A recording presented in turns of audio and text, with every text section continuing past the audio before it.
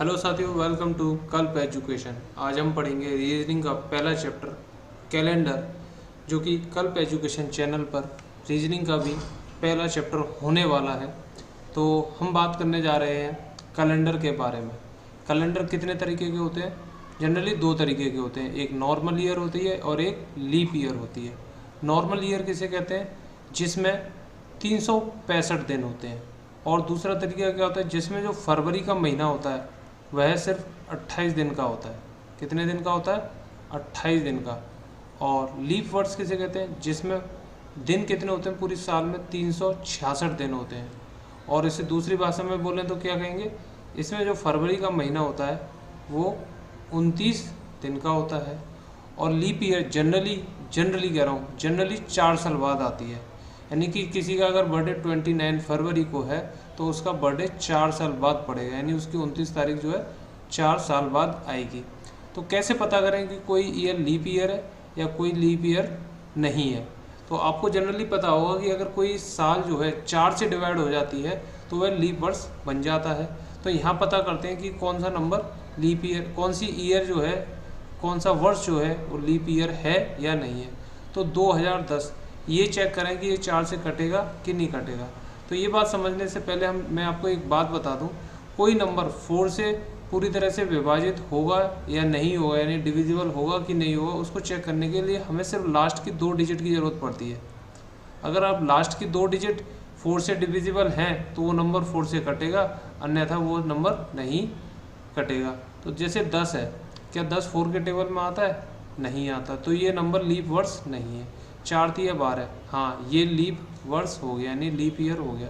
92, तो इसको देखो जाएगा 4 दूनी 8 और 4 3 12, हाँ ये कट रहा है पूरी तरह से, तो ये भी क्या हो गया? लीप ईयर हो गया। 44, 4 एकम 4, 4 एकम 11 बार जा रहा है, तो ये भी लीप ईयर हो गया। 2016, 16 में से 16 आ रहा है, ये भी लीप ईयर है, हाँ क्योंकि ये जो है 4 से कट रहा है। 2020, 20 में 20 भी जो है आखिरी की 2 डिजिट 4 से कट रही हैं, तो ये भी क्या हो गया? लीप ईयर हो गया। तो पहली कंडीशन हम पता चल गई कि अगर कोई वर्ष 4 से कट जाती है तो वह लीप वर्ष कहलाई जाती है। तो इस तरीके से बताइए 2000 जो है ये लीप वर्ष है या नहीं है? मैंने आपको बताया 4 से विभाजित करके देखिए, तो ये 4 से कितनी और 4 पंजे 20 और ये 2 जीरो है, तो ये भी यहाँ आ गया, यानी 500 बार में पूरी तरीके से क्या हो गया? विभाजित हो गया। तो क्या ये लीप ईयर है या नहीं है? तो दोस्तों लीप ईयर अगर शताब्दी वाली देख रहे हैं, शताब्दी क्या होती है? 1900, 1800, 2000, 2400, 2100, 2200, ये क्या होते हैं? शताब्दी वर्ष होते हैं। जो शताब्दी वर्ष होते हैं उनको हम 4 से चेक नहीं करेंगे, क्योंकि शताब्दी वर्ष तो 4 से कटेंगे, लेकिन 4 शताब्दी वर्ष हमें किससे चेक करने हैं? 400 से। यानी कि अब डेफिनेशन हमारी, अब जो तरीका है वो पूरा हुआ। एक तो डिवाइड बाई 4, जो साधारण सी दिखने वाले वर्ष हैं उनको तो 4 से डिवाइड करके देखिए, और जो शताब्दी वर्ष हैं उनको किससे डिवाइड करके देंगे? 400 से। तो अब यहाँ पता करते हैं, ये 1600 है, ये 400 से कटेगा? हाँ ये 400 से कटेगा 4 बार। 1700 कटेगा? नहीं, इसमें 100 रिमाइंडर आएगा, तो ये लीप वर्ष नहीं है, ये वाला लीप ईयर है। 1800, 400 से कटेगा? नहीं कटेगा, 200 रिमाइंडर रह जाएगा, तो ये क्या रह गया? ये भी लीप ईयर नहीं है। 1900 भी नहीं कटेगा, यहाँ 300 लीप ईयर, 300 रिमाइंडर रह गया। 2000, 400 से कट रहा है, हाँ 5 बार पूरी तरीके से ये, अगर मैं 400 से देता हूँ विभाजित, तो ये 5 बार पूरी तरीके से विभाजित हो जाता है। 2400, 400 से पूरी बार विभाजित हो जाता है, कितनी बार में? 6 बार में, तो ये भी क्या हो गया? लीप वर्ष हो गया। और ये वाला भी 2000 भी क्या हो गया? लीप वर्ष हो गया। तो हम समझिए लीप वर्ष पहचानने के 2 तरीके हैं। 4 से जब विभाजित करेंगे जब शताब्दी वर्ष नहीं है, और जब शताब्दी वर्ष हो तो 400 से विभाजित करेंगे, और जब भी पूरी तरह से विभाजित हो जाएगा हमें पता चल जाएगा लीप वर्ष है या नहीं है। तो एक बात बताइए मुझे, ये 2004 और 2008 दोनों लीप वर्ष हैं, तो बताइए इन 2 लीप वर्ष के बीच में कितने साल हैं? इन दोनों के बीच में कितने साल हैं? 4 वर्ष है, ठीक है। तो इसी तरह से बताइए 2016 और 2020 के बीच में कितने वर्ष हुए? 2 लीप वर्ष के बीच में 4 वर्ष हुए, यहाँ भी 4 वर्ष है। 1996 और 2000 के बीच में कितने होंगे? इनके बीच में भी कितने हो गए लीप वर्ष? 4 ही हो गए। अब आया 1896 और 1904, तो इनके बीच में लीप वर्ष कितने साल के हुए? मतलब जो ईयर का गैप है वो कितना है? ये दोनों लीप ईयर है। 1896 ये भी 4 से कट रहा है, और 1904 ये भी 4 से कट रहा है। तो इनके बीच में एक आ रहा है 1900। तो ये बताइए लीप वर्ष है या नहीं है। तो 1900 तो शताब्दी वर्ष है, और शताब्दी वर्ष हम 400 से चेक करते हैं। तो अब 400 से चेक करेंगे तो 1900 जो है लीप ईयर नहीं है। तो यहाँ 1896 और 1904 जो कि 2 लीप वर्ष हैं। तो इनके बीच में गैप कितने का हो गया, इनके बीच में कितने का गैप हो गया, 8 वर्ष का हो गया। तो क्वेश्चन ये भी पूछ सकता है कि 2 लीप वर्ष के बीच में कितने साल का गैप हो सकता है। तो 2 लीप वर्ष के बीच में 4 साल का भी गैप हो सकता है और 8 साल का भी गैप हो सकता है। 8 साल का गैप तब होगा जब एक ऐसी शताब्दी वर्ष आएगी जो कि लीप ईयर नहीं होगी। तो एक क्वेश्चन करके देखिए, फाइंड ऑड आउट, यानी विषम पता करिए। 4 ऑप्शन है, इनमें से आपको एक हटके दिख रहा होगा, एक इन 3 बाकी बचे अपने 3 ऑप्शन से अलग होगा। तो एक तो है 1800, एक 1900, एक 1992, एक 1882 है। अब देखिए 1800 ये लीप वर्ष है या नहीं है। 1800 लीप वर्ष नहीं है, 400 से भाग दूंगा तो 200 रिमाइंडर आ जाएगा। तो ये तो लीप वर्ष है नहीं, ये क्या है, नॉर्मल ईयर है। 1900 भी नहीं है, ये भी क्या है, एक नॉर्मल ईयर हो गया। नॉर्मल ईयर नहीं जहाँ 28 फरवरी होगी।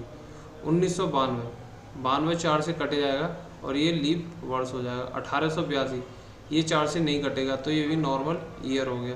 तो इन 4 ऑप्शन में एक लीप ईयर दे रखा है, यानी कि यही ऑप्शन हो गया, यानी ये विषम वैल्यू हो गई। अब आपसे एक बात पूछता हूँ मैं, जैसे कि देखिए ये जो कैलेंडर स्टार्ट हुआ होगा, जैसे आज 2021 चल रही है, पहले पहली साल आई होगी, फिर दूसरी साल आई होगी, फिर तीसरी साल आई होगी, फिर चौथी, फिर पाँचवीं।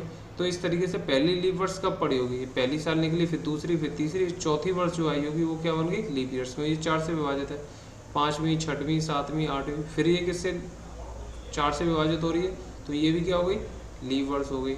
9, 10, 11, 12वीं साल आई होगी, तो ये भी क्या हो रही है, 4 से विभाजित हो गई, तो ये भी क्या हो गई, लीप वर्ष हो गई। तो इस तरीके से हमें पता चल गया कि 4 साल बाद लीप वर्ष होते हैं। तो अगर आपसे कोई पूछे जो शुरू की 5 वर्ष होंगी उसमें कितने लीप वर्ष हैं, तो कैसे निकालना, आप क्या करना, 4 से डिवाइड दे देना इस 5 में। तो 4 एकम 4, कितनी बार विभाजित हो रहा है, एक बार विभाजित हो रहा है।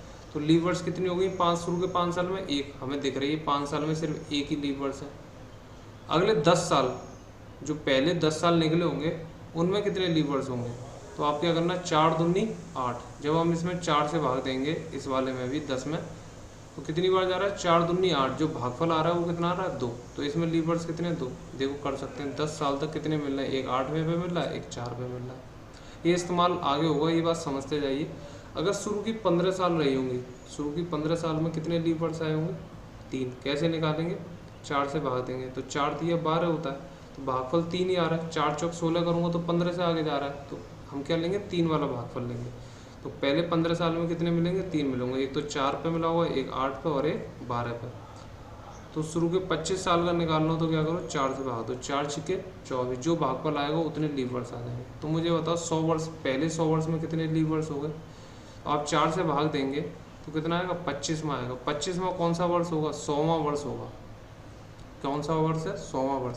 तो आप मुझे बताइए 100वां वर्ष लीप वर्ष है भाई। 100वां तो वर्ष जो है एक शताब्दी वर्ष है, और शताब्दी वर्ष में 400 से भाग दूंगा तो ये कटेगा नहीं, यानी कि 100वां जो है ये लीप वर्ष नहीं है। तो ये सिर्फ कहाँ तक मिले हमें, 96, पहले 96 ईयर तक मुझे कितने लीप वर्ष मिलेंगे, 4 से भाग देने पे 24 ही मिलेंगे, और 100वां मिलेगा नहीं। इसलिए 25 जो आ रहा है डिवाइड करके उसमें से एक हटा दिए, क्योंकि 100वां जो वर्ष है ये हमारा लीप वर्ष नहीं है, क्योंकि इसे 400 से विभाजित होना चाहिए था। तो पहले 100 वर्ष में हमें कितने लीप वर्ष मिल रहे हैं, सिर्फ 24 मिल रहे हैं। इसी तरह से पहले 200 वर्ष में कितने मिलेंगे, अब देखो 100 के बाद 101 आएगा, 101 से 200 तक चलेगा, तो हमें 24 मिलेंगे, क्योंकि 200वां जो वर्ष होगा वो भी लीप वर्ष नहीं होगा। तो फिर से दूसरे वर्ष में भी हमें कितने मिल गए, मतलब दूसरी शताब्दी में भी कितने हो गए, 24।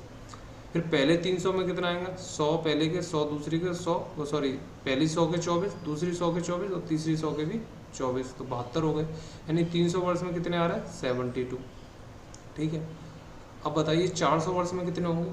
तो 400 वर्ष में देखेंगे कि हमारे पहले 100 में 24 और चौथे में भी 24 होंगे, लेकिन जो 400वां है ये 400वां तो 400 से कट रहा है ना, इसलिए इस बार हम क्या कर लेंगे, इसको इंक्लूड कर लेंगे। तो इसलिए यहाँ पर 1 जो है ऐड हो जाएगा। ये 400वां वर्ष क्या है, 400वीं जो शताब्दी है, 400वीं वो क्या है, एक लीप वर्ष है, इसलिए हम इसको ऐड कर देंगे। तो कितने हो गए, हमें पहले 400 वर्ष में कितने लीप वर्ष मिले, 97। यानी लीप वर्ष वो वर्ष होते हैं जिनमें फरवरी कितने की होती है, 29 की होती है। चलिए हम इस पर अब कुछ और देखते हैं। मैं आपसे क्वेश्चन पूछता हूँ, 29 तारीख कितनी बार आएगी 400 वर्षों में? इसका उत्तर निकालिए। आपके मन में ये तो नहीं आ रहा 29 तारीख 97 बार आएगी? अगर ये उत्तर आ रहा है तो अगला क्वेश्चन देखिए, आपको समझ में आ जाएगा कि आप क्या गलती कर रहे हैं। अगला क्वेश्चन कह रहा है 29 फरवरी 400 वर्षों में कितनी बार आएगी, जबकि पिछला क्वेश्चन मैंने क्या पूछा था, सिर्फ 29 तारीख की पूछी थी।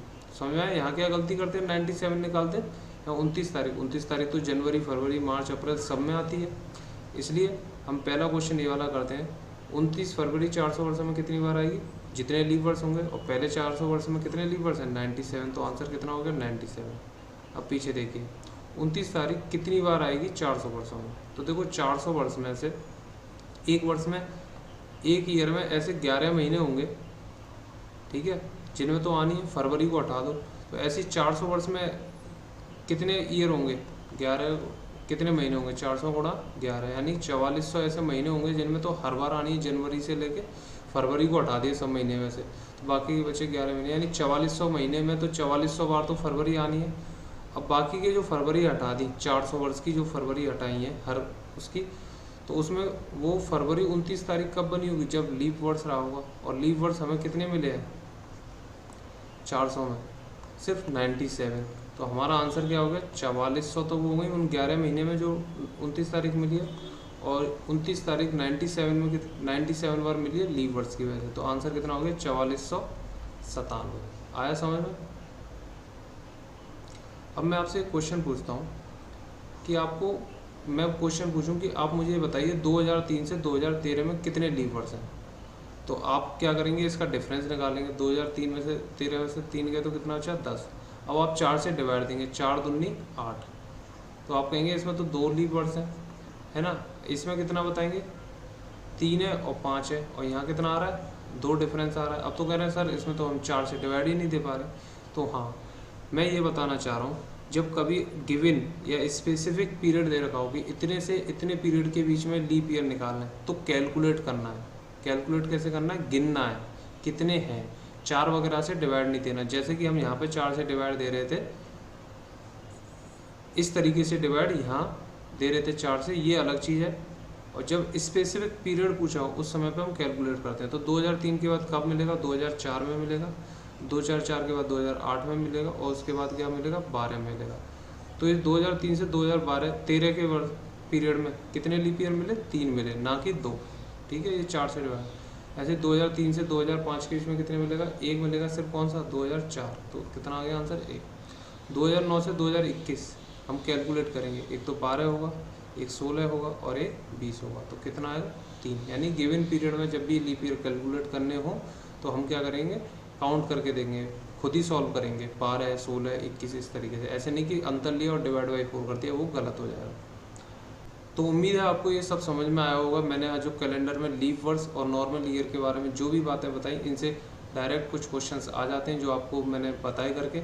अगली वीडियो आपको मिलेगी ऑड डेज के ऊपर। ऑड डेज क्या होते हैं, कैलेंडर का सबसे इम्पोर्टेंट टॉपिक है ऑड डेज, इसी पर डिपेंड है। आप बैठे बैठे ये बता देंगे कि आपके पिताजी अगर बोलते हैं कि मेरा जन्म इस तारीख को हुआ, तो आप ये बता सकते हैं कि उस दिन कौन सा दिन पड़ता है। आपसे कोई पूछे 15 अगस्त 1947 को कौन सा दिन था, तो वो भी आप बता देंगे। 26 जनवरी को कौन सा दिन था, वो क्या था। आपके दोस्त की जो तारीख थी उस दिन जब वो पैदा हुआ तो कौन सा वार था, वो भी आप बता देंगे। किसके बलबूते पर, सिर्फ ऑड डेज का। तो अगली जो वीडियो आने वाली है उसे ज़रूर देखना। तो मिलते हैं नेक्स्ट वीडियो में, धन्यवाद।